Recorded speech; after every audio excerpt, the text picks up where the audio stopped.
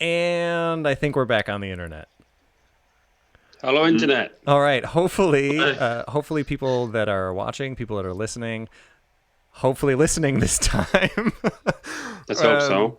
This is a very different setup. This is very easy for us to do when we're able to meet in person for the podcast. So what we're going to do right now, the three of us are monitoring our social media channels, and we're going to make sure that you can hear us. So you're going to hear an echo in the background as I check Twitter. Here we go. Just going to make sure that this is working. Hey, we've got sound this time, gentlemen. This is a Yes. Hey, I just heard my Sound we're all, on we're all Facebook. going.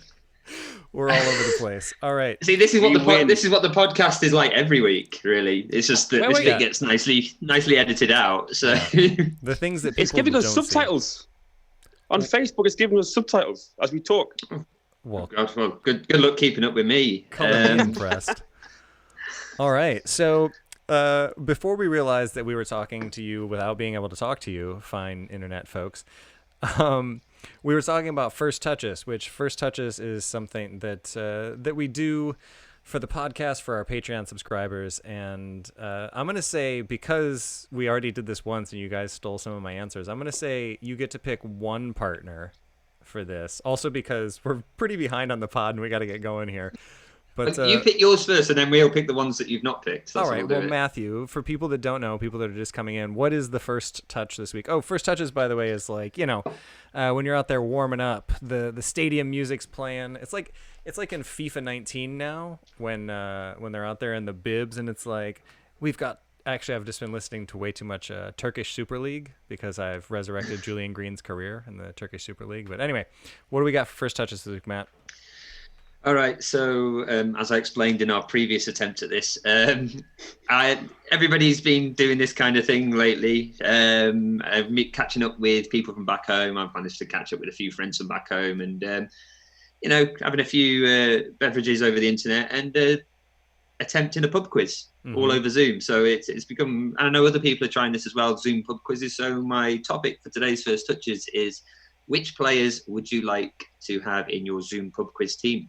I will go first. And why? Unlike last time okay. when I went last. I'm going to say that I got to go with someone that Matt picked last time, and I'm just going to steal this time, and that's Kim Byung-ji, because Kim Byung-ji's been around forever. We're not even, well, I won't talk about that. Don't worry about it. I'll talk about that in the podcast. But he's played forever. He was part of the national team for a long time, so he's well-traveled.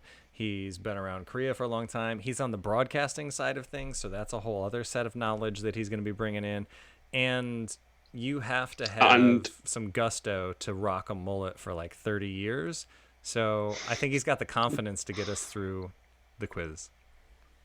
Yeah, because that mullet just shows that he can mix business with pleasure. Yeah. And therefore he will know how to win the quiz, but also have a good time in doing so. Yeah. Yeah, I put him there because I think his channel, he has a food channel, doesn't he? Like now on YouTube, I'm sure he has a mukbang. Of course. Why wouldn't he? So, he's also got a few food recipes in there. And I believe one of your choices was for the food recipes as well, Paul. It was, yeah. Park Ji-young would be that person because, yeah, he's well-traveled outside of South Korea. He's been, England, Spain, France, been to the Middle East as well. And so any sort of questions that came up of geography outside of Asia or South Korea, then he'd be the one to go to. But also, if you follow him on Instagram, then you'll see that he is quite the connoisseur of all different kinds of foods. He's basically, most of his Instagram feed is just feed, if you know what I mean. It's just food. So but the thing is, though, he wouldn't be my first choice. So if I'm allowed to have one more, then I would obviously mention who I prefer. But if not, then... Why didn't you go with your first choice for your first choice? Because I was hoping that... because I need to talk about Park Ji-young to transition into Lee Gun-ho. Because whereas Park Ji-young is well-travelled outside of Korea, Lee Gun-ho is well-travelled within South Korea. He's lived all over the place with all kinds of different teams. So any geography questions about South Korea, he'd be ideal. He's also, I think, quite well-versed with all the different muscles that a football player would use. probably quite good at biology. He spent a lot of time talking to physiotherapists, for example, so he'd be well versed with that. And also, he's been to the army, so he knows about the military. So he's got all those angles covered. Indeed. I'm going to send out a warning right now. The K-League cat is awake. He is. Of course he is. He's on the table. Because it never goes smoothly. Matt is still scared, even though he's not even anywhere near it. He's terrifying. He's absolutely terrifying. This is social.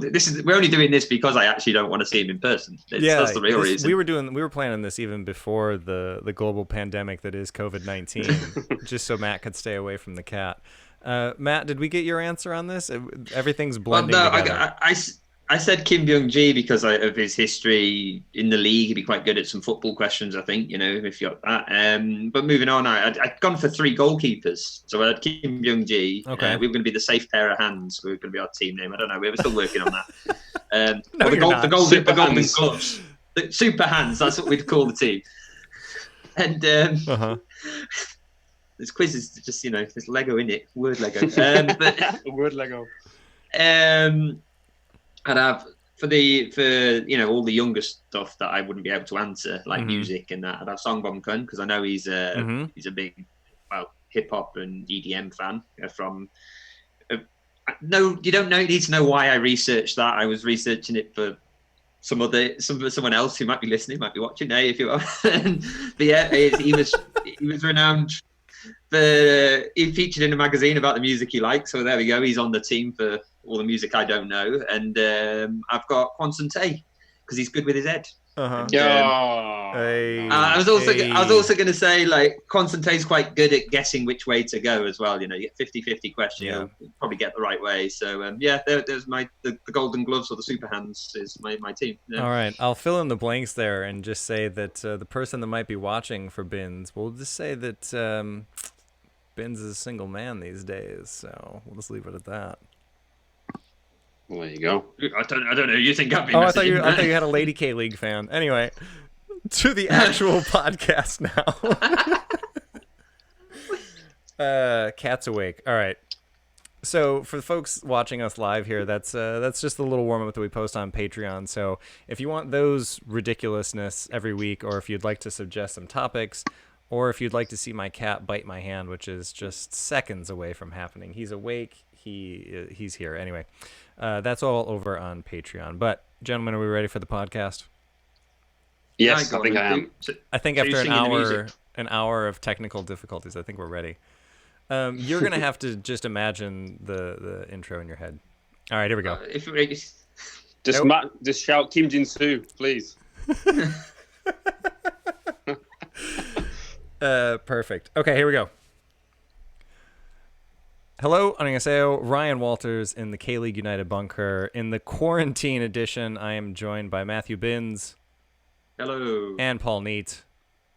Hello there. Gentlemen, for those that are watching us live on the interwebs, this is how we're going to do things for a little while because we are very much practicing social distancing. And also for those watching live on the internet, Matthew has taken this very seriously and has a tremendous beard coming in. The Binns beard is looking strong. Oh, it's because Paul can't have a beard anymore due to his news appearances, so I'm just filling in for him, really. I shave once every Friday, and that's it. I mean, if that's a sacrifice you got to make to bring in that hard-hitting sports news right now. Which, by the way, if you haven't seen Paul on Arirang TV, he is a sports editor, I believe, is your title for that, correct? It is looking good doing it and bringing some interesting stuff, some stuff that we don't always get to talk about on here. So that's every Friday on Arirang TV, or just follow us on social. Yeah, thank you. Yeah, Friday usually around 7:15 ish. Depends on where I am in the rundown. Mm-hmm. Usually just before the weather, but not always. Sometimes there's another segment after me. I don't know why, but it's just the way it is. Well, we'll have you close the segments today. I feel slightly intimidated as the host now, so we'll see.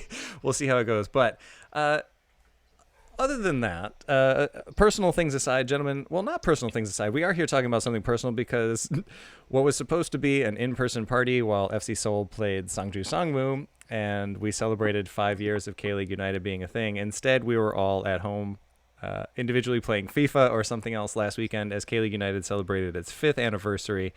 So thank you so much to everybody that's been involved with the site so far, all of the writers, everybody that's shown any support or anything else.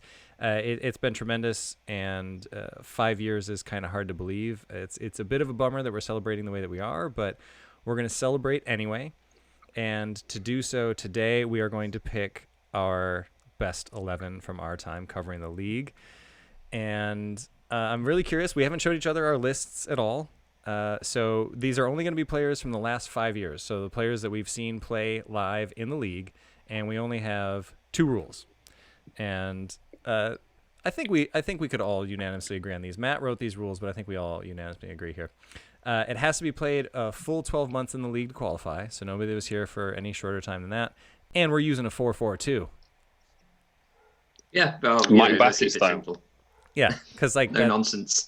That's the formation. So obviously we're gonna start at the back. So I think we're starting with maybe the most contentious one because the 3 of us are gonna argue this, and we only get 1 goalkeeper. So we're gonna start at the back with goalkeepers, defenders, midfielders, striker, manager, and then we do have a mailbag today. Our first mailbag in a long time because this is our first time doing a live show in a long time, and the first time the 3 of us have been on a podcast together in a long time. So if you've got any questions while you're watching live on social media, if that's what you're doing, get those in, and we'll be monitoring those throughout the show, or we did have some that came in beforehand already. So after an hour of technical delays, gentlemen, I think we should just hop right into this thing. And we are going to start at the back. We're going to start with goalkeepers, and we didn't decide who's going to start this one. So Matthew, why don't you go first for this one? Who do you want in net for the KLU best 11? Right. Well, I'm going to be honest here. I know who Paul's picked, and I've kind of gone for the same. So I'll give a little bit, and I'll let Paul as well take some as well. But I've gone for none other than Cho Yonu. While I have argued in the past that he's not been technically the best goalkeeper for the last 2 seasons, I don't think there's any argue he's been the most influential in the last 5 years. He's been in the K-League best 11 for the K-League 2 in 2015, 2016, before coming up to the K-League 1 and being in the best 11 every year since. He really shot to fame in the World Cup for his performances against Mexico, Sweden, Germany. So much so that the game before the World Cup, Daegu just had 900 people in attendance. He came back to well over 10,000 people on a glorious return. He's done a few other things, but I'll let Paul fill in on that. Yeah, Paul, what you got? What I would say is that if it hadn't been for Cotton-Eyed Choyonu, Daegu would have been relegated a long time ago. I wanted to get that in there. All I will add, all I would add is that I counted his clean sheets and appearances, and 181 appearances in K-League over the last 5 years. 60 clean sheets. That's the second, and he had the second most number of clean sheets in 4 out of the 5 years that we've been around. So that's impressive. And I think it's like Matt said, he's been in the K-League 2 best 11 for 2 years in a row, and then he was in K-League 1 for 3 years in a row. To me, it's a no-brainer. It's got to be him. Well, Cotton-Eyed Joe. I am going to disagree with the 2 of you. I'm already outvoted 2-1, so I feel like I'm not going to get this, but I will try to sway you with this argument, and it is the argument for Kim Byung-ji. Because because in my first season watching him play, he got his 700th appearance in the league, 700th. And he had 61 for the KNT. So this is kind of, we got to stretch it. It's not, the way I'm viewing it is not necessarily who was the best during these 5 years as much as who was the best that we were able to see play while we've been covering the league. So 25-year playing career, part of the 02 World Cup squad, won the league in 1996, the K-League Cup in 95 and 98. And then he won it again with FC Seoul in 2006. He was in the K-League Best 11 in 1996, 1998, 2005, and 2007. There were 11 years apart from him making it in the Best 11. And he has the best haircut. So to me, there's really no question of who should be in net for us for this team. And it is the legend, Kim Byung-ji. I'd have to argue against it though. Like we're talking the best of last 5 years, and just the way Cho Hyun-woo's just come up through the ranks year by year. We've got to watch him develop as well as an entity of That's K-League true. United. We've got to enjoy him develop and watch everybody else discover him as we've discovered him as well. So I think he's just been a superb goalkeeper. I don't think he's been the best every year, but he's always up there. He's consistent, and I think if it was best of 10 years, Kim Young-ji hands down. But best of 5 years, I think it's got to be Cho. I agree with Matthew. I was viewing it as more of like a lifetime achievement award, personally. I mean, because who wouldn't want that award of being in net for our best 11? Fine.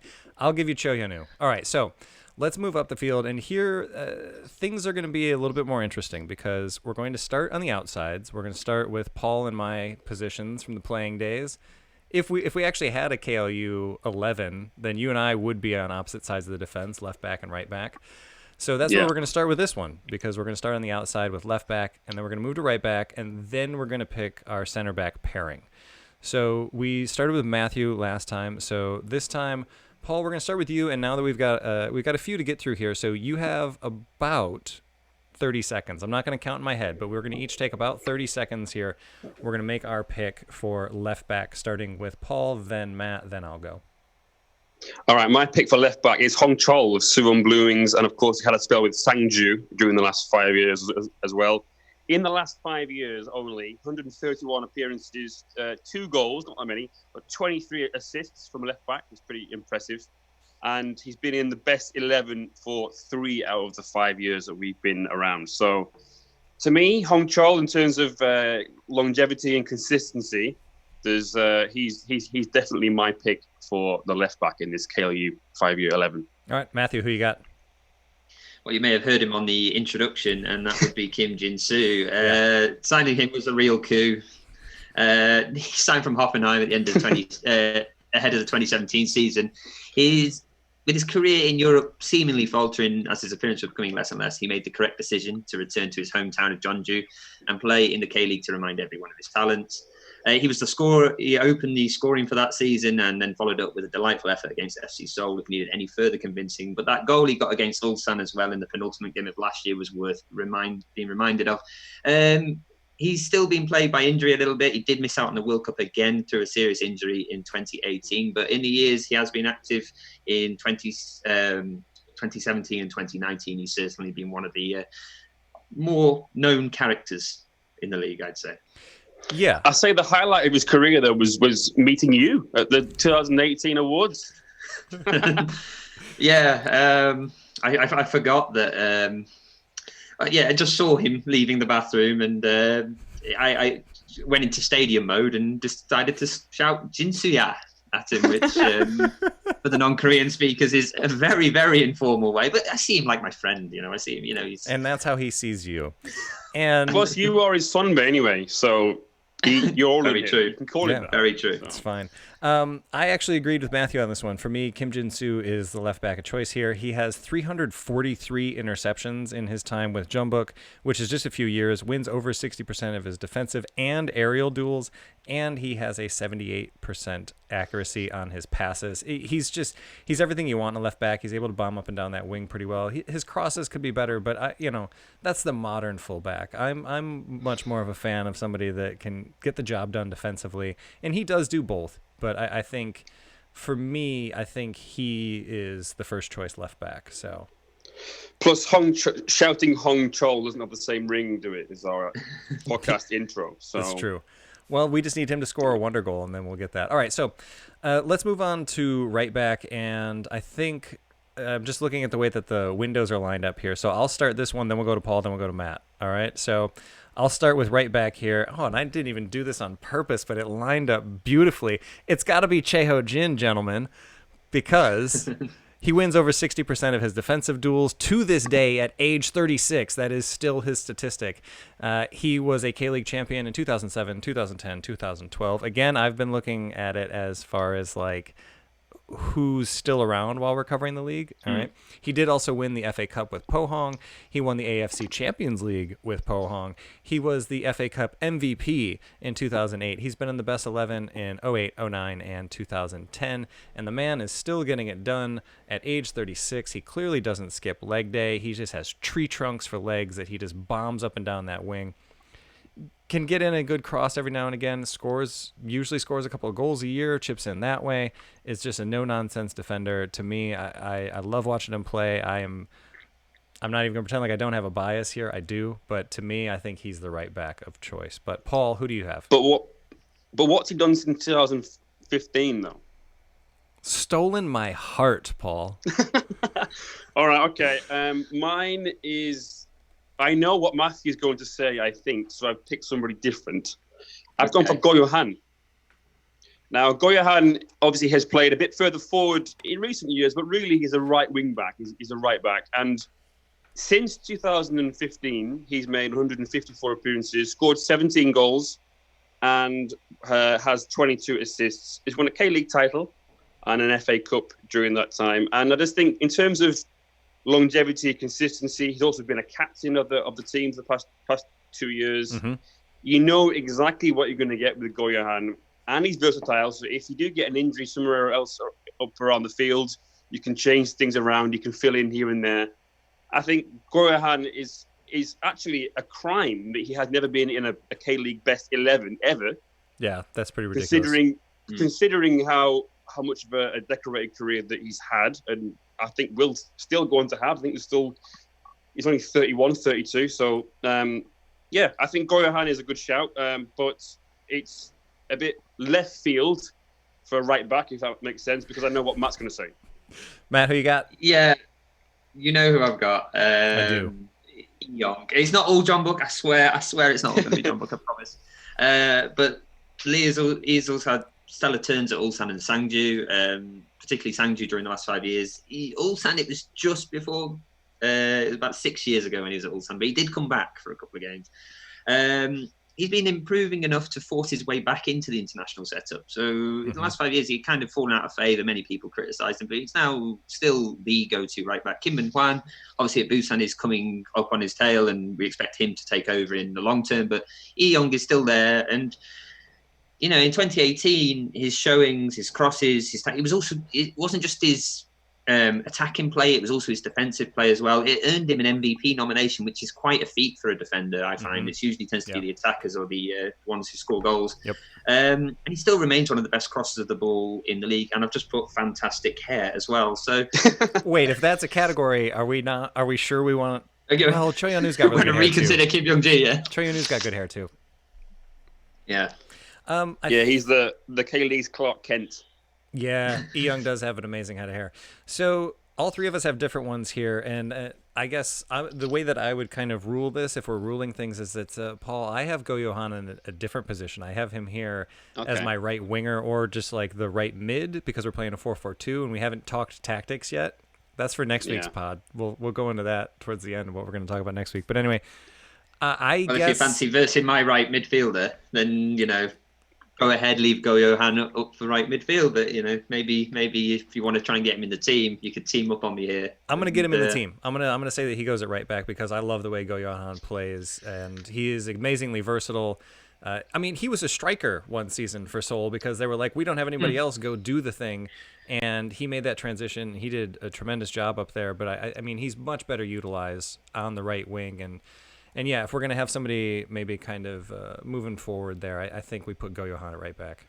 He's a good shout. Wasn't he the only Seoul player to get nominated for the best 11 in 2018? 2018, no, there was Yoon Suk-young as well was nominated, but neither of them got in. But I mean, those two were, those two and Yang Han-bin were the only very few bright spots from that very poor season. He's always stood out as a good player regardless of manager and thing. I've got no problems with him going in right back. Yang Han-bin. Get in, yeah. I remember that was just sorry, go on. I was going to say, I remember when Yang Han-bin was a player that we could watch, and that was very enjoyable. Those were the days. Paul, I'll let you finish what you were going to start there. And, it's Matt's turn to start. Sorry, it's Matt's turn to start because we're on to center backs. But, Paul, did you have one thing first? About Goyahan, Yeah. no, I'm okay. He's awesome. Sorry. That's the last thing we're going to end with. He's awesome.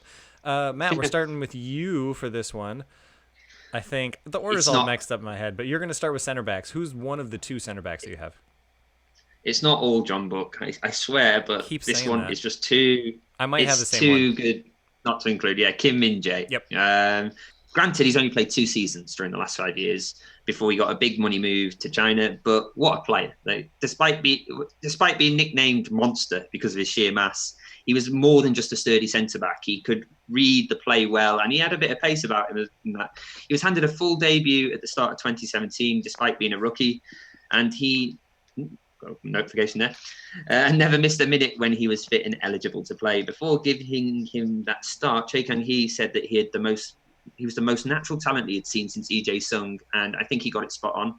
I'd say his most notable contribution, for me anyway, was the second leg of the 2018 ACL quarterfinals against Suwon, where I think the penny dropped for most people in that match. I think most people saw that game, and everybody remembers John Book going forward, scoring 3 goals and attacking, but they could only attack because they had that assuredness in defence, and he played the Suwon attack off the park that day. And yeah, I think Kim and Jae, he's got to go in.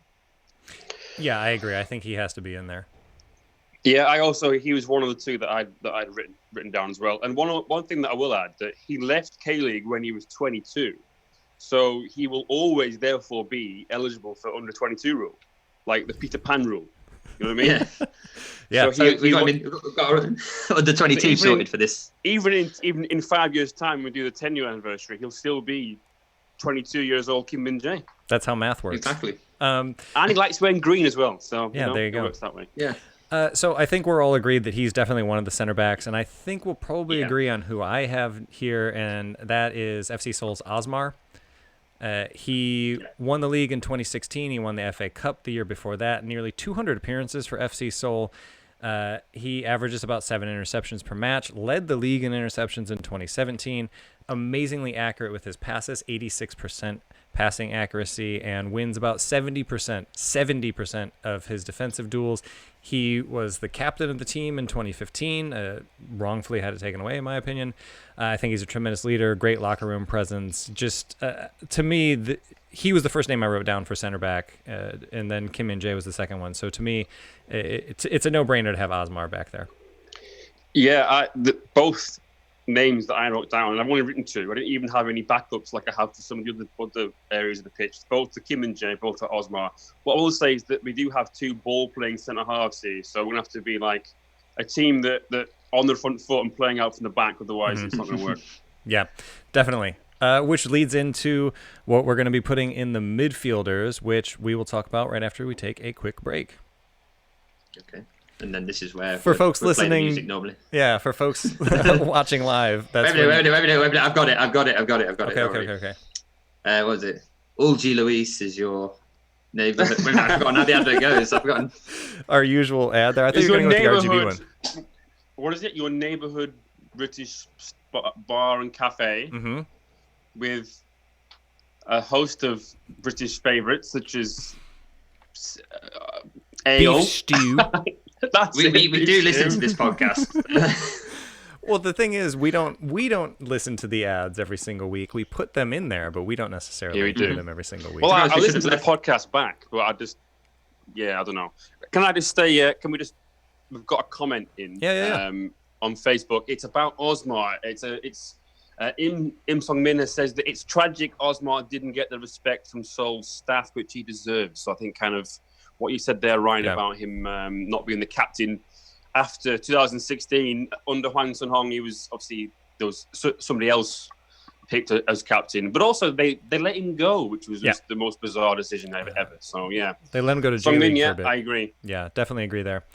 All right, so also while we're on a technical break here, I guess technically speaking, I'll just, the veil's going to come down a little bit here. We are recording via Zoom, and I'm worried there might be a 40-minute delay. No, it's just come up on my limit. It came up on my screen a minute ago saying that the host has upgraded the minutes to unlimited. So it's probably just charging your card or something. It's fine. It doesn't matter. Yeah, it's fine. We'll just get that in there. All right, if you want to become a Patreon subscriber, if you want to help us actually stream for the full amount of time that we're trying to stream, then go to patreon.com/KLU United. Anyway, Put some money in the meter. that's right. You guys ready to go? Yeah. All right, let's do this. Welcome back to the KLU United podcast. I'm your host, Brian Walters, joined by Paul Neat. Hello there. And Matthew Binns.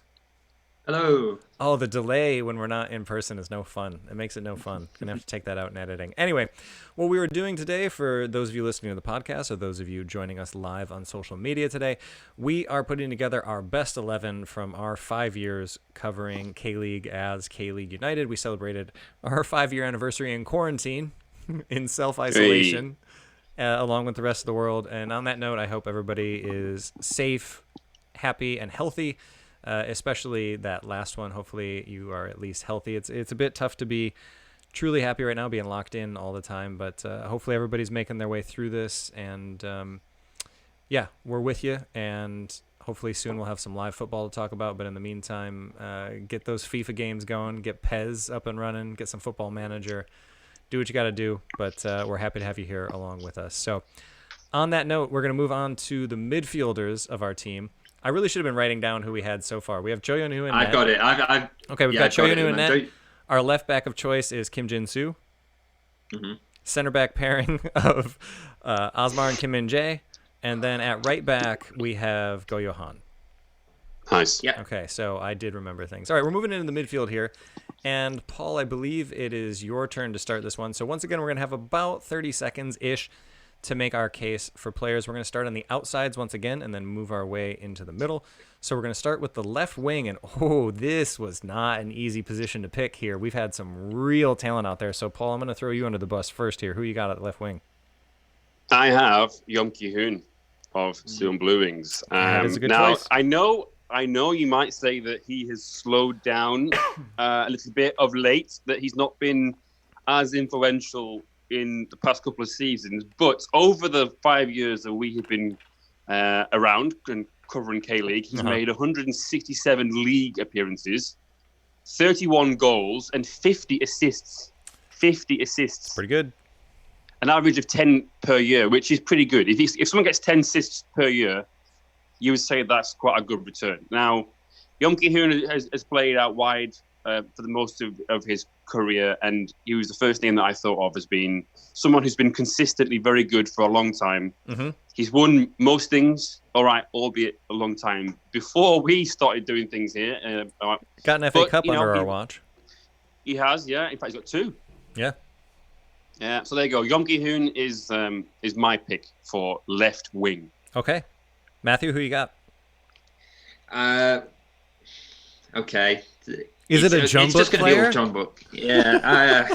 His name is Leo, and he dances in Sangam. I've gone for Leonardo.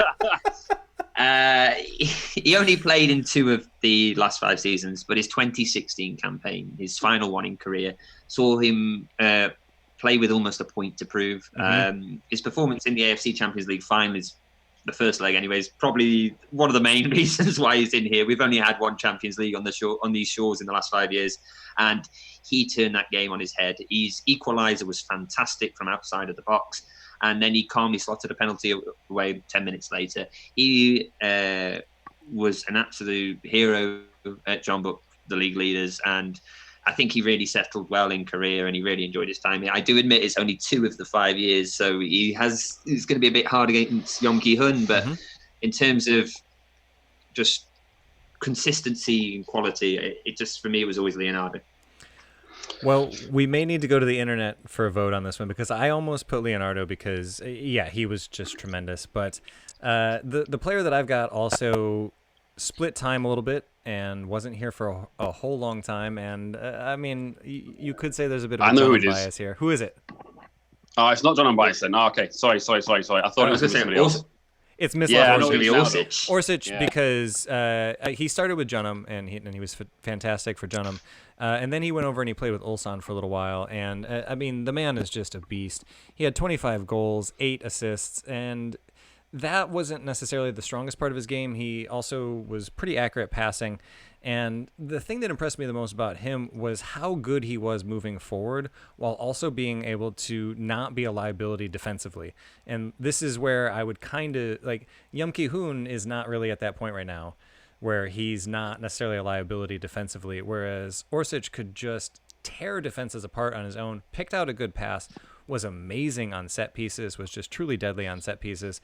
And I mean, he's overdoing it in the UEFA Champions League now, so like he's stepped up in level. But you know, we can't have that be part of the decision here. But to me, he was just so impressive to watch, and he was one of the first players that I noticed watching Junham in person that just you couldn't take your eye off of him. You just had to watch him the entire match. And for me, he would be the left wing of choice. So I feel like we might have to have the internet decide on this one. Well, what I was going to say is we all vote for each other's, and then we show our hand, and then if we still can't decide, we let it go to the internet. Oh, are we writing this down on our hand? Like we can't write for ours, but we're okay. Hang on, Well, I've got a bit of paper so- here.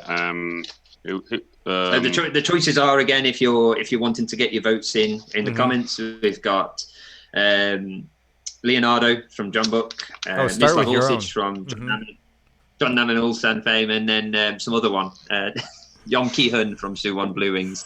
I don't want to put the Suwon player out to fan vote. Suwon things always win the fan votes. Yeah, they will always win the so fan I'm votes. just always a bit worried.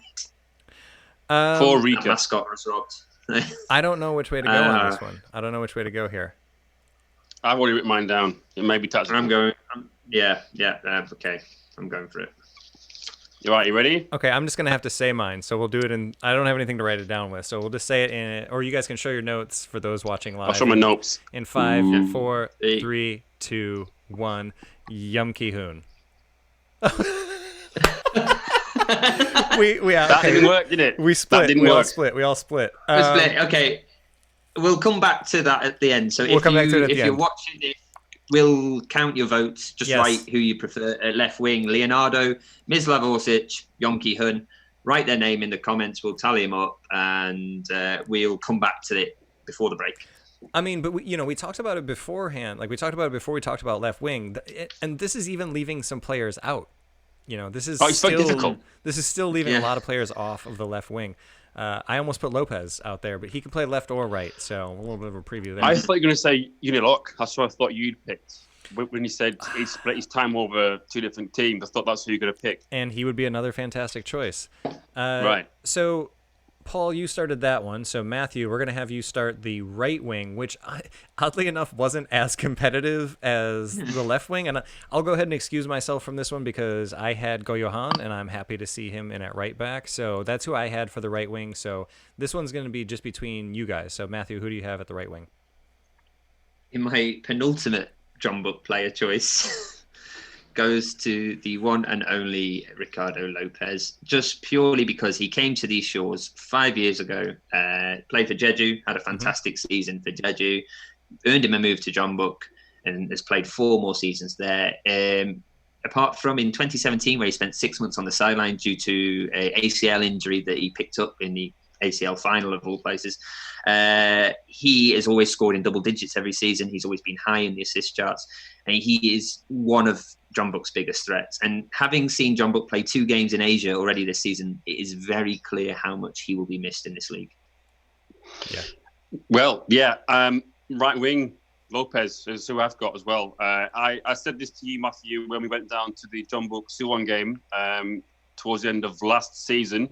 I said that Lopez, I think, has been consistently the best player in K-League for a long time. Obviously, the last 5 years. He's just you always know what you're going to get with him. He's a bit hot-headed, but I like that about him. 9 yellow cards in 2016. 9. Blimey. Well, I've got over the last 5 years for Jeju and for John Book, he made 157 league appearances. This is just league. 51 goals, 34 assists. I mean, you can't argue with those stats. And that is just, like I say, league stats. It doesn't count ACL, which is 1, and other things as well. So, yeah, I think Lopez has to be Lopez. Yeah, I have no arguments there. So let's move into the center of the pitch where we're again, I think this one was a bit difficult, but I'm luckily going first here, and this is gonna be kind of contentious, I think, for the second one, because the person that I have first here, and I've got them playing in a little bit more of an advanced role, so it's not a flat 4-4-2 in my mind here. At central attacking mid, I have Cecilia, because I don't know how we could not have him in there. Looking up his stats a little bit, he does complete 80% of his passes, which is ridiculous. He has 38 goals and 26 assists in his time with Daegu, which is split across K-League 1 and 2, and he was a 2018 FA Cup winner. The man, it's absurd, and I think he was one of those players that I think we had an eye on, and we thought he was quite good, and then when Daegu got on the international stage, just the conversations we were having online with people watching him play in ACL, I think that's when it really clicked in for me how special of a talent he is, because watching him live here, and for the amount of time that we've seen him here and having him come up through K2 and everything else, it kind of took it for granted. And then when he got on that international stage and people were just really taken aback at how he could just take over a game, and he did a couple times in ACL, I think that's what put him into another stratosphere for me. Yeah, he's everything that you want out of a foreign star. He's marketable. He scores absolute worldies. He's consistent. No arguments. He's what in the list of people that I've got written down as well. Cezinha, fantastic player. All right, so we've got him slotted in there. As long as Matt agrees. I agree. I just wrote the words, he made Daegu sexy. So I've just put that there. That's your notes on him. Right. Yeah.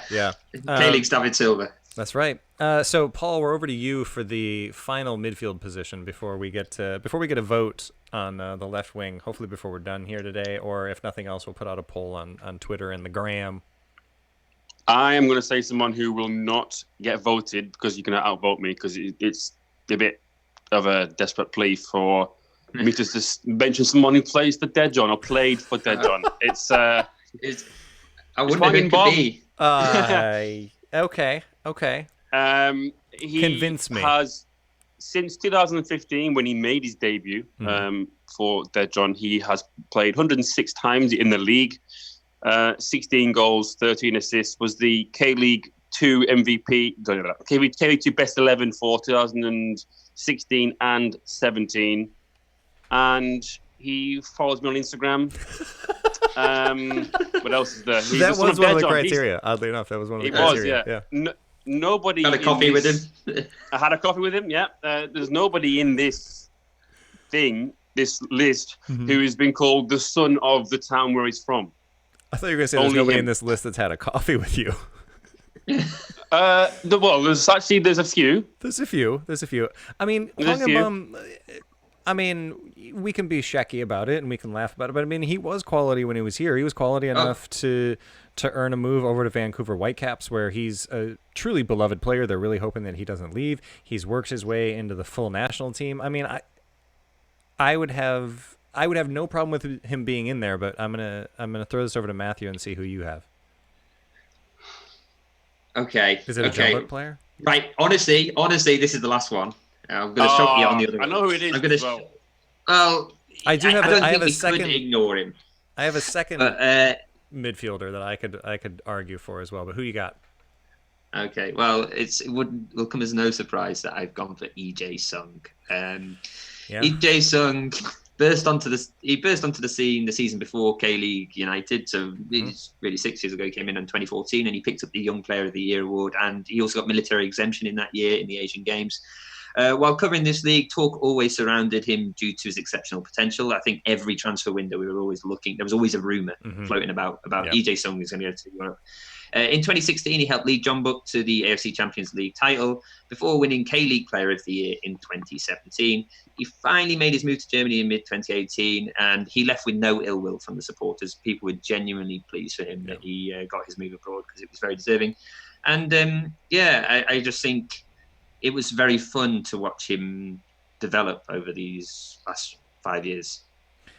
I wholeheartedly agree. I almost had him on my list. So what I'll do here is I'll withhold the second name that I have down because we each made our own best 11, so we've all got all of these positions filled out. And I'll ask, would you guys prefer that I split the vote between Hwang In-beom and EJ Sung, or do you want me to throw in another one and we can really make a mess of this? Let's See, throw in another one, man. Yeah. Throw another one in. I'm happy to Okay. consider. I just wanted to mention that, John. That's just one I wanted to No, do. I mean, I also think Hwang In-beom deserves a shout. The person that I have in there is last year's MVP. It's Kim Bo-kyung. I love watching him in the center of the pitch. He's somebody that can just cruise through that midfield and just make it look so effortless getting around defenders. Has a tremendous eye, picks out passes really well, is a goal-scoring threat in and of himself. I mean, he's amazing. There was no question last year that he was the MVP, and he's won a lot along in his years. He won the ACL back in 2016, a team that we keep talking about. He also won the championship, the Champo, as it's lovingly known over stateside with Cardiff. And I would like to see him get a K-League title. I just hope that he doesn't get it with Jeonbuk. I would love to see him in his twilight return to Jeonnam Dragons when they make their return to K1, and he has one last hurrah and he can win the league that year. But no, I think he needs a mention in this. So I think maybe that's another one that we put to a vote for the final position. Yeah. All right, so let's write down your answers. So, midfield was vote. pretty contentious. That was really tough to try to narrow that one down. Yeah. Okay, so I'm I'm choosing between Hwang In-beom and EJ Sung. Yeah. Yes. Okay. I'm going to turn them over in 3, 2, 1, go. EJ Sung. Oh, Yeah. EJ okay. Sung for me as well. wins, So Yeah. EJ Sung's in there. I- All right. So we solved that one. The reason on why our I own. went Hwang In-beom just because I think Paul made a good case. Kim Bo-kyung, he was fantastic last year, and I did consider him because he was also very good at Jeonbuk as well. But I think, yeah, it's just I like watching these talents develop. Kim Bo-kyung came over as a fully formed entity; he was That's already true. fantastic. But watching Hwang In-beom, watching EJ Sung, watching these players just develop and in front of your eyes and watch them go on to greater things, I think I have to vote for him. But yeah, EJ Sung, I think, is very deserving, obviously. Yeah. All right. So he's going to be paired up. That's going to be a very attacking midfield with him paired up with Cecilia and then Lopez out on the right. And then we're going to let you choose who's out on the left. So we'll hope that we get those votes in. I picked Mislav Orsic for the left wing. Matthew, who did you have? I had Jeonbuk's Leonardo. And Paul? Yeon Ki-hoon. Yeah. So if you've got a pick for those, get them in the comments wherever you may be watching now. If you're watching live, or if you're listening to the podcast, maybe the poll is still live on social media, but probably not because we're going to do this in the next 24 hours. Matt, you had something real quick? No, that was it. I was going to say, do you want to do it now or do it via fan vote? That's fine. Get those comments in if you've got an opinion of those three players. If not, then we'll put up a poll later. But we're going to take a really quick break, and then we're going to come back, and there are only 2 spots for the strikers, so we'll see who we got up there. We'll be right back. And it's water break time. Dun, dun, dun, dun. I don't even remember what the. I just can't even. I can't sing it. It doesn't come to my head what the tune is. Something about friends and fellow gamers in Seoul. Stop by That's Retro it. Game Bum, Bar. bum, bum, bum, bum, bum, bum, bum, and the 16-bit Game Bar. Yeah. cartridge music playing. Retro Game Bar is Um, still open right cartridge. now. They're open through all of It this. is, yeah. They're offering half Um, off shots saw at a that. certain amount of time. Mm. If you're of age, So- obviously. Of course. So for those of you watching here on social media with us, this is when we usually take a little bit of a break on the podcast, so we're just taking a little bit of a break right now as well. So I'm going to get some water in. Okay, well, we'll. I've drank all my conversation tea. time. It's all gone. Yeah, I need to refill mine. I'm But real I've got curious. my K-League plastic cup though that I got at the Juve game last year. Oh, this one, yeah. Yeah. I liked that Yeah.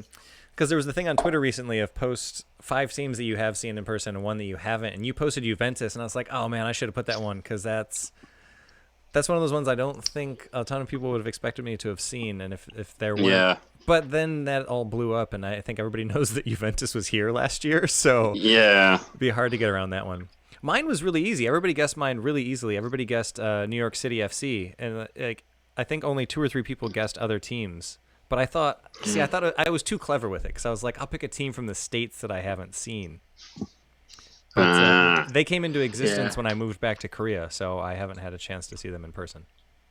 Only No, Tim Forrester, our friend and a Patreon as well, Tim Forrester, only he guessed that I hadn't seen Melbourne Victory, because when they came over to play FC Seoul, I wasn't there. I was at work. That's I couldn't right. go. That's right. So I I forgot haven't about seen Melbourne Victory. And you have the kit for them as well. So I was like, oh, surely I do. you've seen them.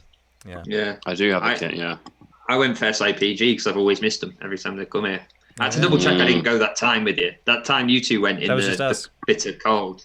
I wasn't there. So, and I missed them when they did when the 2016 quarterfinals. It was Chuseok. You couldn't get a bus, and I couldn't get down last year for them. So, yeah, I've never seen SIPG. But Well, don't want to. you just missed a Hulk screamer that broke everybody's heart in attendance when we were there. Yeah, as I was just saying to Ryan at the time, like, you know, Oscar and Hulk have just been completely average, haven't done anything. The game was pretty dull. Yeah. And then Hulk was let loose with this absolute 40-yard screamer. I was like, okay, yeah, that's why you pay 60 million for somebody. Oh, that's why they paid him that much. Yeah. Yeah. All right, shall we get into it for the strikers? Let's do it. Yeah, we've had one vote. Hey, a all right. couple of votes in. But do you want to announce it mid-pod, or do you want to? So before we come back, because this is mainly for those of you watching on social media, if you're just now tuning in, we're going through our best 11 from our time covering the league, so from the past 5 years, and we have a bit of a logjam at left wing, where I think it should be Orsic, who spent some time at Junham and Ulsan and is now, doing whatever. Who knows what he's doing these days? That's who I picked. Paul, who did you have over there? To me, it makes perfect sense to have Yong Ki-hoon. There's nobody else it could be. Yeah, and Matthew? I went for John Bucks Leonardo. Yeah, so we got Leonardo, Yum Ki-hoon, and Orsic. So those are who we're asking you to vote between, because we couldn't agree on that one. I think it's because we all kind of agree with each other, but we couldn't pick just one because I could see all of them there. So that's what we're going to try to figure out before the end of the podcast. So we've had a few votes in. Keep those coming in, and let's move on to strikers. Okay. All right, here we go. Welcome back to the K-League United podcast. I'm your host, Ryan Walters, joined by Paul Neat. Hello. And Matthew Binns. Hello. Yeah, the delay is making it not fun, but whatever. Anyway, so we've got most of our team in place except for the left wing, which we're waiting on a fan vote for, and we're up top, where we only have 2 positions, and I really need to just write these things down because I have the memory of a goldfish. I don't remember who went last for midfielders. Whose turn is it to start for this one? You can choose again. This is my job as the host, and I should have had this down, so I'm going to make Paul do it instead. So we only have 2. So for this one, I think we're going to have to just list everybody that we have written down, and we're going to have to narrow it down from potentially 6 to 2, in my opinion, because this is even more contentious than left wing. So Paul, I'll have you start. Who's the first name you wrote down on this team sheet? Dan was the first name I wrote down on this team sheet. Okay, so we don't disagree on everything then. It's a mix of footballing reasons and also other things as well. So in terms of his stats over the last 5 years, well, obviously came back to Korea in 2016, so it's actually only 4 years really, or 3 years, but 127 appearences, 48 goals, 12 assists. That's just in the league. If you count ACL as well, it's got much more than that. But also, if we're looking back to 2017, we interviewed Connor Chapman early in that year, but also Dayan agreed to meet us, and at the time we were, just quite a small thing, really. Use the word ragtag. People like the word ragtag. Ragtag, yeah, we were a bit ragtag, and he was nice enough to give us some of his time, not just once, but on several occasions. And I think without him, we wouldn't really be where we are now, and certainly not being able to go in the press box and that kind of thing. So yeah, Dayan for footballing reasons, and also because he was nice enough to give us some of his time when he could have just said no. Yeah, very easily could have. Matthew, who do you have? First name on there. First name, Junior, from Ulsan. Okay. I thought Always the bridesmaid and never the bride. Yeah. He's had 2 outstanding years for Ulsan and has come up against strong opposition in the Golden Boot race both times, finishing 3rd and then 2nd. Not only that, but if he didn't have a manager who sabotages his own side at the first sign of pressure, he should also have either a cup or a league medal or both. That's very true. It seems almost unfair for a player that is such a consistent threat that he's not won anything. He was also a menace to defences when he was at Daegu for a short time. He played a vital role in their first season back in top flight. He is also the only footballer to offer to take a picture of us. Yeah, that's very true. He wasn't even getting in it himself, just taking a picture. Offered to take a picture. So, for these reasons, I genuinely think he needs to be included in this conversation. Okay, I'll take my turn by saying that I also have Dayon on the team sheet here. So I think 2 out of 3, I'm gonna muscle him in there. I'm gonna say that he's on the field, which means that we only have 1 spot left, really. But I mean, like you said, Paul, for so many reasons, I think Dayon. I think he's truly a legend of this league. You know, over the weekend we had a live stream of the 2008 final with a very young, very short-haired Dayon in the Super Match final, and was playing a pivotal role back then, 12 years ago. And there's a lot expected of him at Daegu this year. He was crucial in Suwon's ACL run that just came heart-achingly close to making it to the final. And I think that there's no question that he's been one of the best that we've seen. So for me, he's on that team sheet, which means that we only have 1 spot left. And well, this might not come as a surprise, but the name that I would throw out there is Kim Shin-wook. Yeah, that's because he won the K-League Cup in 2011. So this was before. Again, my approach on this was who we've seen play. But he also won the K-League in 2017 and 2018, won the ACL twice, 2012 with Ulsan and then 2016 with Jeonbuk. He won the EAFF E1 Football Championship twice as well in 2015 and 2017. He won the Asian Games gold medal in 2014. He was the K-League Cup Golden Boot in 2011. He was in the Best 11 in 2013. He was the MVP of K-League in 2013. He won the Golden Boot in 2015. He won the EAFF E1 Football Championship Golden Boot in 2017. I mean, the man has just won just about everything. And, I know that there are plenty of folks that don't like him, and I don't think he would partner well with Dayon up top. I think that they are too similar in play style and what we would need from them. So it would be a little bit of a disastrous attack to have both of them up there together. But I really do think that Kim Shin-wook is one of the better players that we've seen play. And he's just a beast, and he just scores goals. He doesn't do it in flashy ways. He doesn't, he's not going to wow you on highlight reels, but the man scores goals and the man wins. So to me, I think he's got to be up there. And he's also the only K-League player to have a song to the tune of a Beatles song. Oh yeah, yeah. There's no one else out there that you could dream of a team of just one player, and that's obviously him. So really, left wing. If we can't decide, there we go. Just stick him on the left wing. He'll play anywhere. Yeah, I almost just put 11 Kim Shin-wooks on my team sheet. I'm surprised that's what Matt didn't do. I was going to say you beat me to it. I've toyed with this idea because I agree 100% in that sense that I think he's very.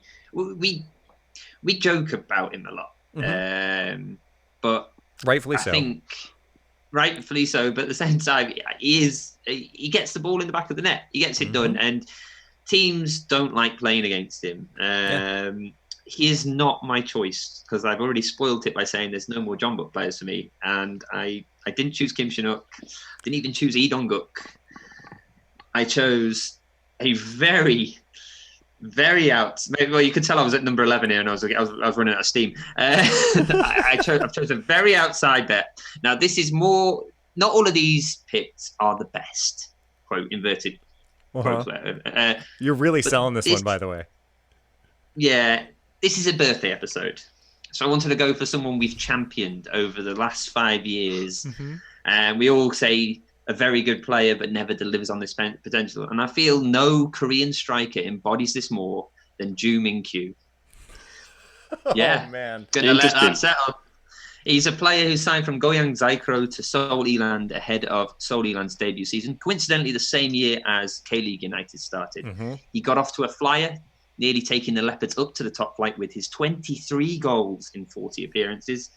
Injury hampered his next season a touch, but he still bagged 14 goals in 29 appearances. He then had a move to Sangju the following year, and he proved he could do it at the highest level. He scored 17 in 32, winning our Comeback Player of the Year award that season. He had another injury-ravaged season in 2018, and it saw his tally drop off a bit, but he did do enough to get picked up by Ulsan for last year and entrusted as playing back up to junior. Due to lack of playing time, though, he didn't get that many opportunities. He still scored 5 in 13 for Ulsan, and he also got a goal in the Champions League. And like I said, it's an unorthodox pick. He's now at Jeju, destined. He's hopefully going to do well this season in K-League 2. It's an unorthodox pick, but I think I wanted to choose a player that's kind of somebody we've always championed, but possibly not deserving of the best 11. Interesting choice. I like it as an outside pick. Paul, who's the other name that you had? Because you had Dayon. I did have Dayan. The other person who I would pick is someone who actually came back to K-League in 2015. He's been abroad, and he's been an important player. He takes all the free kicks, all the corners for this team. He's won the league. In fact, he scored the winning goal. I'm just going to write it down for you. Don't even say Paul. It is Park Ji-young. It has to be. Let me just tell you his stats here. 148 appearances, 40 goals, 16 assists. But one of those goals won the title for FC Seoul in 2016. That's true. He loves the big game goals. He loves the big game goals. And if we are going to have someone who maybe we are, it's a tough game. It's a big game, big occasion. Who better than Mr. Park Ji-young? Okay. Many, obviously. But for the sake of this, why not? All right, so here's how I'm going to rule this, because you and I both had Dayon, so I think Dayon goes in there, 2 out of 3, so I think he's in. That's fine. Kim Shin-wook is my second pick, so I'm going to selfishly put him on there. Paul, your second pick is the 2018, 2019, 2017 Comeback Player of the Year nominee, Park Ji-young. Absolutely. And Matt, I think we're going to have to make you pick one of your 2 to nominate. I'm going to pick Junior because this was my first on the list. I just wanted to get Drew Min-kyu's name out there because I just think it's a birthday episode. I wanted to choose a player that we've all kind of, every time he signs, we all give a nod going, that's a good signing. Yeah. Good signing, that. We said it again for Jeju this year, and I think it's true. Yeah. All right, so this time I'm going to ask, you guys have to say it as well, because this will be done in podcast form as well. So the first 2, the podcast listeners don't really know what happened there, but that's fine. They'll figure it out. You can reveal your notes and then also just make sure that you say it as well. So we're voting between Kim Shin-wook, Park Ji-young, and Junior. And it's pretty... Hang on. Okay. My book's closed. Okay. Right then. So, I think I know where I'm voting. I mean, Kim Shin-wook and Park Ji-young. Yeah, I guess this is a tough one for you. All right, are we ready? Yeah. In 5, 4, 3, 2, 1, Junior. Kim Shin-wook. Junior makes it. Junior's in. I'm a little disappointed. Junior in you, and Dayan up top. I'm a little disappointed in you on that one. I also had Adriano written down as well. He started pretty good. 86 appearances in the league, only 41 goals, 12 assists. I've got his shirt hanging up behind me. That's what I was going to say. I like that one. That's the old Daejeon one. Yeah. Right? That's the Daejeon away shirt from 2014. So what a season. Pre-KLU. Yeah. I mean, I think I would be fine with Dayon and Junior paired up top there. And again, I think that there are plenty of names that could go on this list because there's just been a lot of talent up top there. So that we've got it all sorted out except for the left wing, which again is between Orsic, Yum Ki-hoon, and some guy that Matt picked. Leonardo, who was tremendous in his time. All right, so we have just one more position to get through here, if you will call it a position, which I guess I shouldn't. And that is manager. Who's going to manage this side here? And Paul, you started the striker segment, so Matthew, I'm going to have you go ahead and start the manager segment here. And I feel like I'll just go ahead and say yes, I agree, because I know who you have. Okay, so Kim Do-hun has been... We want to get really close to winning and then just have the rug pulled out from under us. Then we need to go back and change it to a 4-5-1 then, doesn't it? If it's going to be Kim Do-hun. That's true.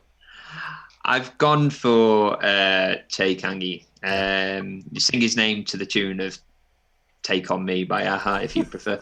Anyway, in the last 5 years, he has won 3 K-League titles and the Champions League. When he was at the helm, no one could come close to touching John Buck. Not sure he had more than 2 different types of tactics, mind, but he knew when to use them. It would usually be more about the smaller tweaks than a style change with Che Kang-hee. His tactics were often unfairly criticised for being too reliant on long balls, when I felt the football that John Buck played was far more nuanced than that. He took heavy criticism for falling foul of the Korean national team fans due to an uninspiring qualifying campaign back in 2012 to 2013, but that's far beyond our 5-year remit. We can all forget that. I also felt he continued to get the very best out of players, such as Lee Dong-guk. He knew how to measure. He knew how to use his time properly. And he's also shown a reasonable amount of faith in youth. This gets overlooked, but in the last 5 years, he brought through Lee Jae-sung, Song Bom-kun, Kim Min-jae, Jang Yun-ho, and he made them all first-team regulars. Since moving to China as well, after some issues with the first 2 clubs, one admittedly out of his control, he seems to have settled at Shanghai Shenhua, leading them from avoiding relegation to mid-table and also an FA Cup win. Sure, it wasn't very stylish by all accounts, but he was always a manager who fixed things first before allowing for the flair.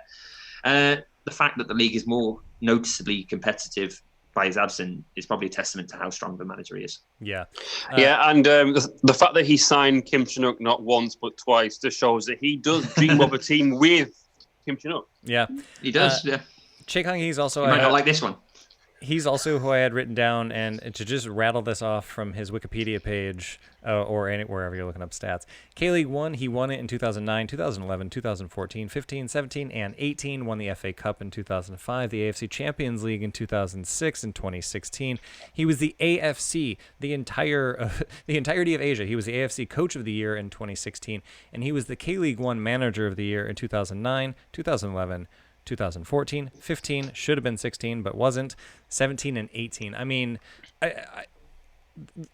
no brainer, yeah. Yeah, I mean, his win percentage over the last 5 years, over the 5 years that we've been doing what we've been doing, 59%. He won 90 of his 152 K-League games. Yeah, it's got to be him. It's got to be Che Kang-hee. Yeah, I think so. I think it definitely has to be Che Kang-hee. So there it is. There's our squad, except for the left wing, which again is down between Orsic, Yum Ki-hoon, and Leonardo. So if you're watching live on social media, go ahead and get in your votes for that. But we're going to take a really quick break and then come back for the mailbag. I'm going to get a drink of water, then we're going to take the guitar one, isn't it? Yeah, this is the or whatever it is. I don't know. Why are they always country western guitars for you? That's what I hear. You should hear my American accent. It's just basically Woody from Toy Story most of the time. I think people have to hear it now. No, it's fine. No, this is going to be cut from the podcast. It's only for social media. I don't want to put anything on social media that can come back and haunt me. Thank you very much. I agree. That's fine. All right. So I also want to point out, and I've got to behind the scenes if you're listening live.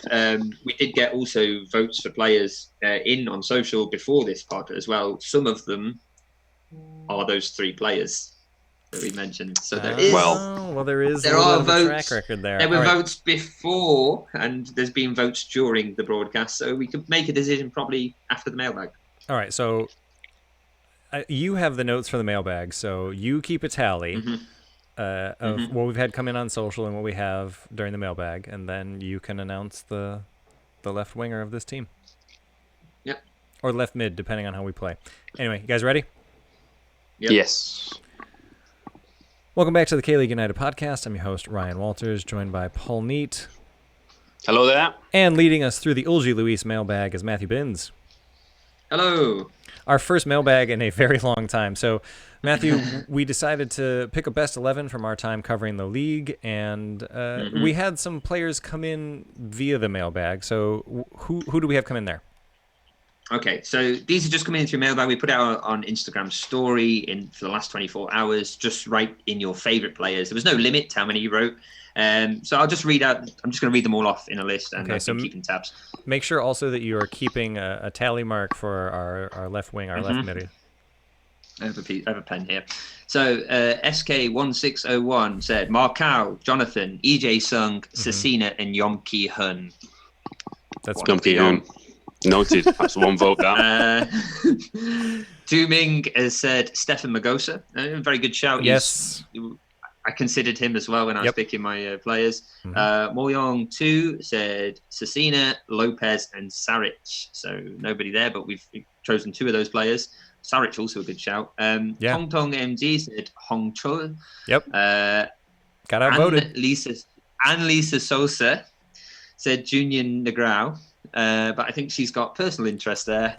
It's his wife. Hey. Well, she'll be happy with the starting 11 then. That is on her public profile. I'm not just outing that there. That is. Did Junior take all of her pictures? Maybe. He must. Must have. We've got JWI2926, Kim Min Jae, and then Cajun Park possibly getting a winning vote here is Yong Ki Hun. Yes, on YouTube, Cajun Park, you beauty. On YouTube, we had the FH voting for Leonardo, so that brings it 2-2. Leonardo, Yong Ki Hun.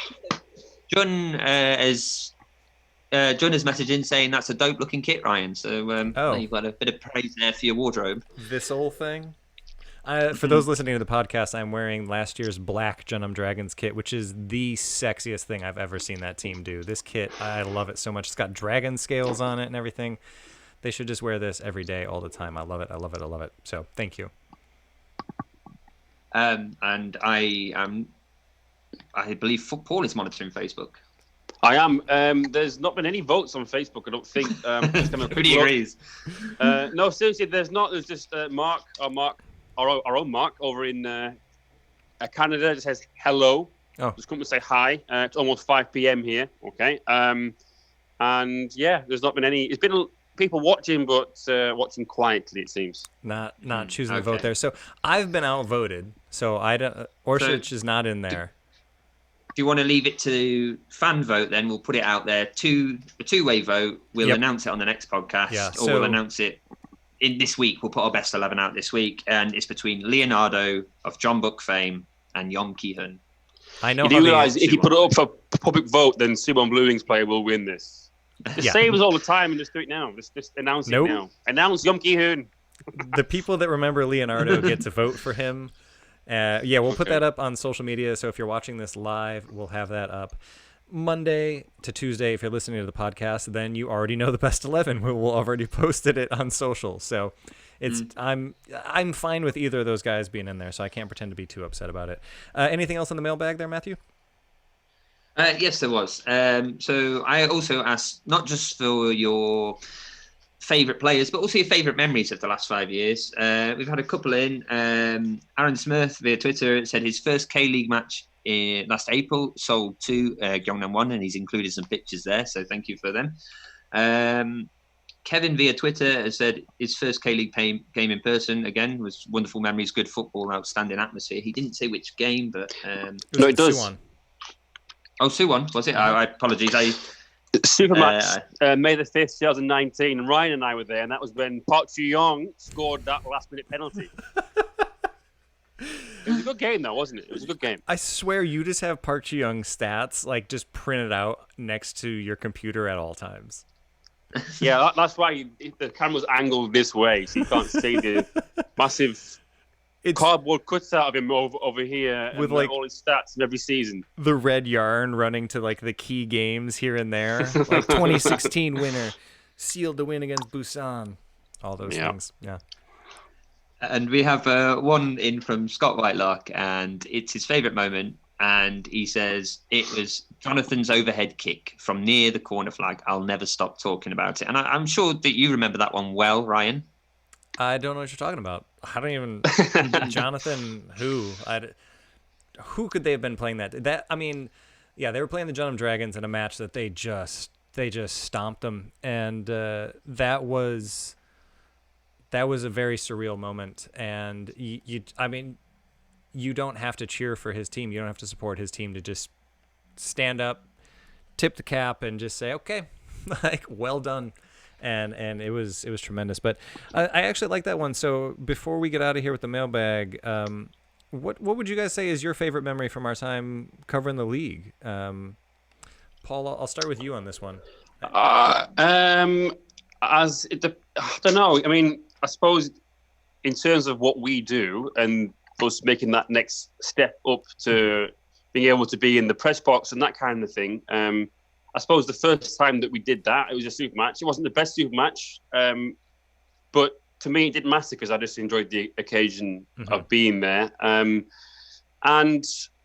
in terms of football, I think the best football game I've seen in K-League or between two K-League teams was the 2016 FA Cup final, the super match, second leg. It just had everything. The penalty shootout went down to the goalkeepers. There was sendings off. There was a last-minute equaliser for Seoul. The atmosphere was absolutely superb. Unfortunately, the best dead-on memories I've had are before K-League United. So, 2014.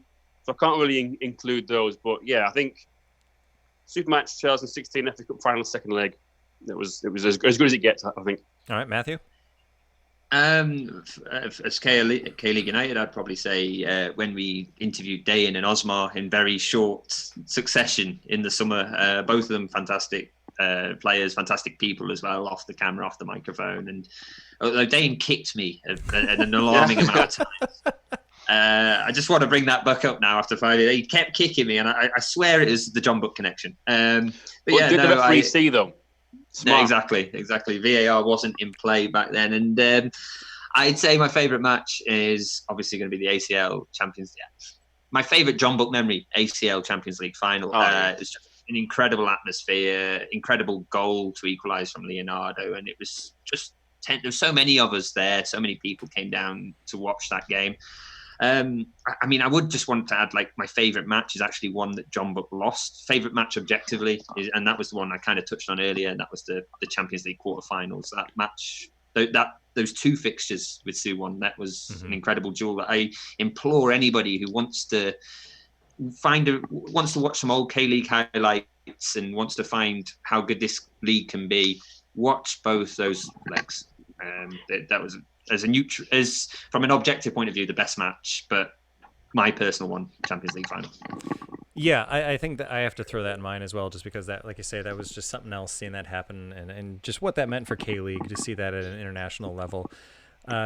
My personal favorite Jeonnam match came in the first season when I was still learning a lot about the league and still kind of getting my feet, but I knew Jeonbuk was good. I knew they were real good, and then I watched Jeonnam beat them.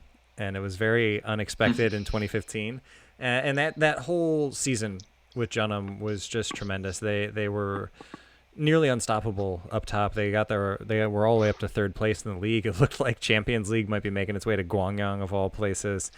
Stevica Ristic, better known as Stebo or Stevo here, Orsic, and then An Young-woo. That three-pronged attack was amazing. Lee Jung-ho was also part of that, and it was just. It was good. It was good. Actually, Lee Jung-ho was there that year. Orsic wasn't there yet. But anyway, that whole season was great. And that's what got me hooked. That's what got me in. So I would say single moment, though, it was actually the first time the three of us met up. It was that 2016 ACL final. And it was just a great moment for the league. So, and personally, it was really good. So we'll stop with the trip down memory lane there, though.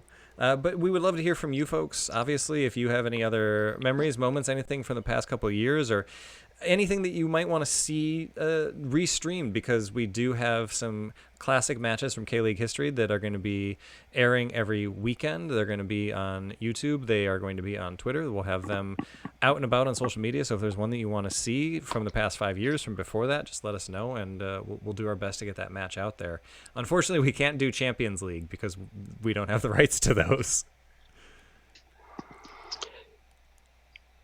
But so we are, as you say, Ryan. We're on social media. We're on live right now, and if you want to tune in and watch the podcast recordings live, then we will be doing that via our Patreon page. So if you do want to tune in, just a bit like what you are doing now, live, and you can see all our faces and whatnot, and what goes on behind the scenes, then please do by becoming a Patreon subscriber. You can see the topics that we will be discussing that might give you a chance to get your mailbag questions in earlier than anybody else. We have some exclusive editorial articles on there as well. We've got full mix zone interviews, and tiers start as little as $1 a month. or $3 or $5 as well, where you can get access to all of the above. But also, Patreon subscribers will get a random box. Now, some of you will already have received those. Hopefully, they all made their way to you very safely. Those who have subscribed in the last few weeks, then you are on the list. Don't worry about that. So we have basically a whole massive, well, what is it? A huge box of all kinds of K-League merchandise stuff somewhere in the Kinderhoon bunker somewhere. So as a token of our appreciation for your support, that we're going to be sending out bits of merch to all you. So thank you very much for your support, and thank you for tuning in as well.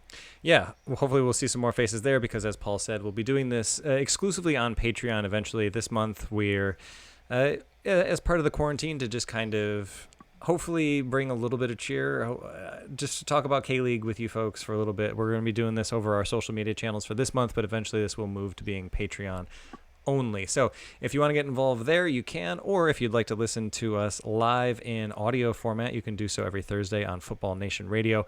And if you subscribe via iTunes, Spotify, Google Podcast, TuneIn, or more, and you leave a review, then you will be entered into this month's edition of the Kit Contest. We did have a kit redesign contest that we'll be announcing the winner of that shortly, and the finalists will be getting some kits for that. So we'll have a Jeju kit sent out, and then maybe Suwon or maybe Seoul Eland, because I believe the designer is both a Seoul Eland and Suwon Blue Wings fan, so just loves FC Seoul. But for this month, we haven't decided which kit to give out yet, so I'm just going to randomly reach in and we'll announce it on social this week. We'll have that up there, and that's an easy way to just get some fun, free K-League merch. But for now, for Paul Neat and Matthew Binns, I'm Ryan Walters. Thanks so much for listening. And for those of you here on YouTube and everywhere else, thank you so much for watching, and I'm kind of sad the cat didn't show up. Yeah, He did not. Bring him on. Late sub. Well, okay, I'm gonna have to go off camera for a little bit to go get. He's sleeping, and I don't know if I want to mess. Oh with no, that. forget it. Next time, next one, All right. next week. Next week he will definitely come up and hit the microphone while we're recording. But again, for everybody that's tuned in, thanks so much.